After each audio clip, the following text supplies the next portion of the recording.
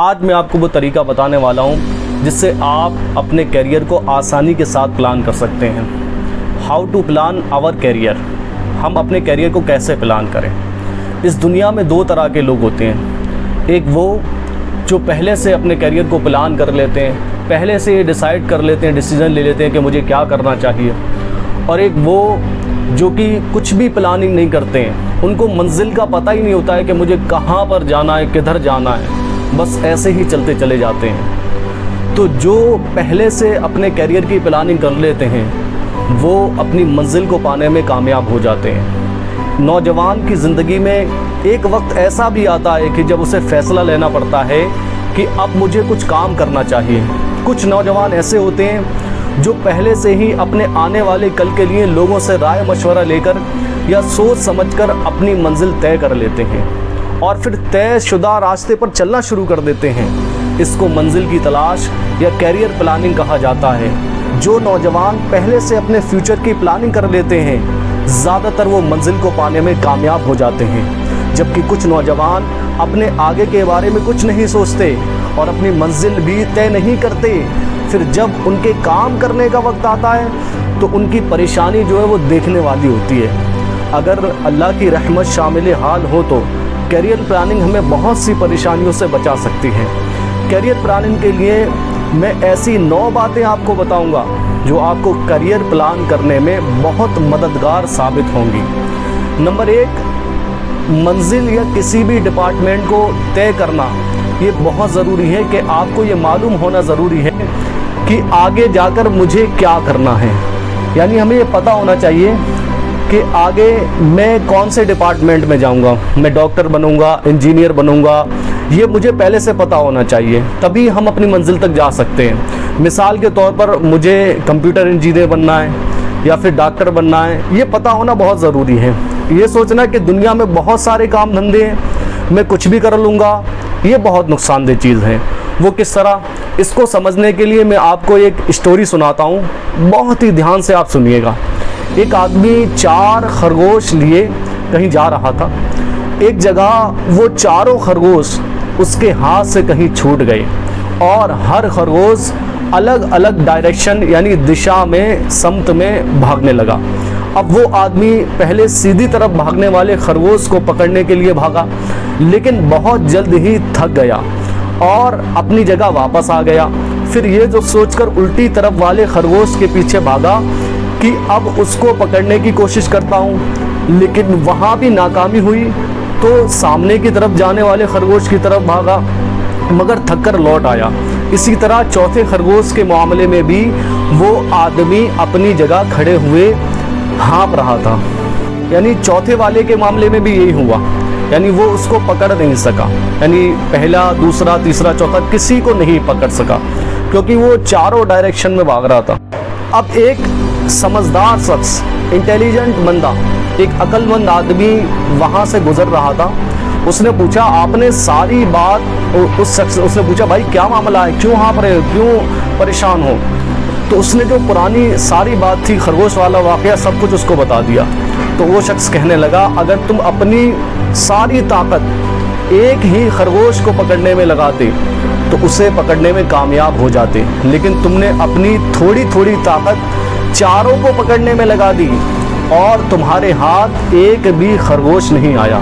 तो मेरे दोस्तों, अगर हम अपनी मंजिल को पहले से तय कर लेंगे तो हमें रास्ता भी मिल जाएगा और उस रास्ते पर पहुंचना भी आसान हो जाएगा। अब सेकंड बात, मंजिल को तय करते वक्त सिर्फ अपनी मर्जी को सामने नहीं रखना है, बल्कि ये भी देख ले कि उस डिपार्टमेंट में काम करते हुए राहत, इज्जत मिलेगी या फिर नहीं, मज़े में रहूँगा या फिर नहीं।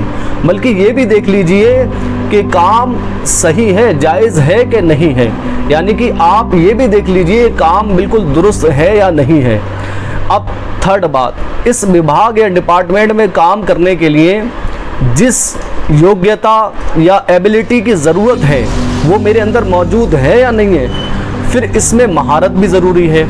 अब आपको बहुत ही अहम बात बताने जा रहा हूँ, हो सके तो लिख लीजिए कि मछली की जगह पानी में और परिंदे की जगह हवा में होती है। अगर आपने अपने हुनर या योग्यता का गलत अंदाज़ा लगाया तो कामयाबी भूल जाइए।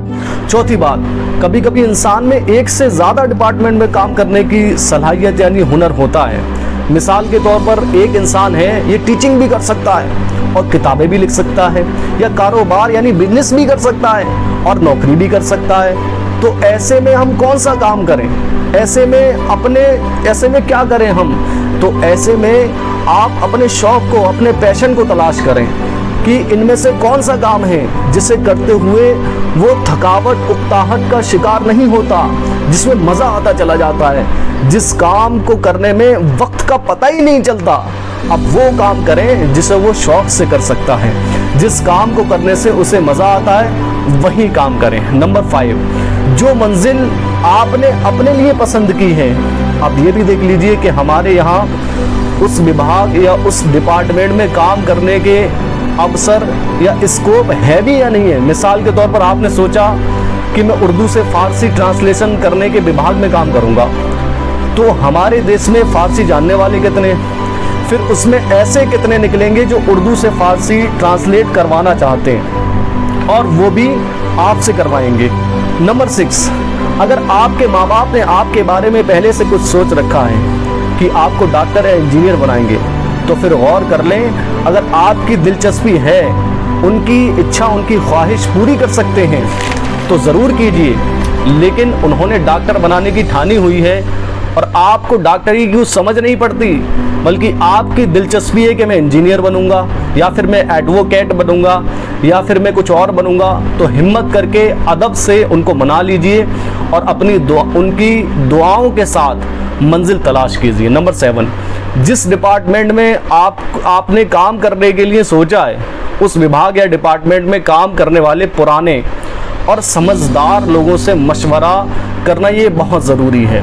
बाज़ औक़ात क्या होता है कि हम मशवरा नहीं करते, किसी से राय मशवरा नहीं लेते, कि जो उसमें सक्सेसफुल पर्सन होता है ना, उनसे पहले से ही राय मशवरा लेने, यानी दूसरों के तजुर्बात से हमें फ़ायदा उठाना चाहिए। तो इस तरह बहुत से छिपे हुए पहलू ये आपके सामने आ जाएंगे। नंबर 8, मजबूत इरादे और यकसुई रखने वाला मंजिल पर पहुँचकर ही दम लेता है। अगर आपने मेहनत और कोशिश से जी चुराया तो फिर आप कामयाब नहीं हो पाएंगे। जिस डिपार्टमेंट में काम करना चाहते हैं उसके मुताबिक अपना हुनर, ताकत को न निखारा और सुस्ती और काहली का शिकार रहे कि आज कुछ सोचा तो कल कुछ और परसों कुछ, तो आप घूम फिरकर एक ही जगह आते रहेंगे, आगे नहीं बढ़ पाएंगे। और नंबर 9 में आपको ये बता रहा हूँ कि एक कल वो है जो आज के बाद आएगा, उसके लिए तो सब सोचते हैं, और एक कल वो है जो इस दुनिया से जाने के बाद आएगा, जिसे आखिरत कहते हैं। इसको बेहतर बनाने के लिए भी सोची है। अल्लाह ताला हमारे दोनों कल बेहतर कर दे।